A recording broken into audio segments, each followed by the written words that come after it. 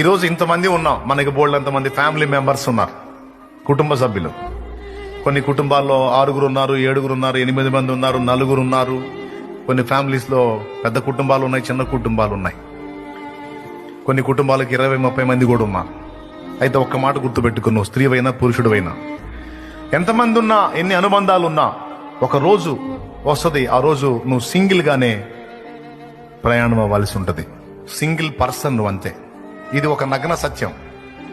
ఇప్పుడు బాగా లోకపు మత్తులో ఉన్న వాళ్ళకి ఇదంతగా నప్పదు కానీ నిజం ఇది. ఏనాటికైనా నీకు ఒంటరితనం తప్పదు. ఈరోజు నీ చుట్టూ డజన మంది ఉండొచ్చు, ఒక రోజు వచ్చింది నువ్వు ఒక్కతేవే ఉంటావు, నువ్వు ఒక్కడివే ఉంటావు.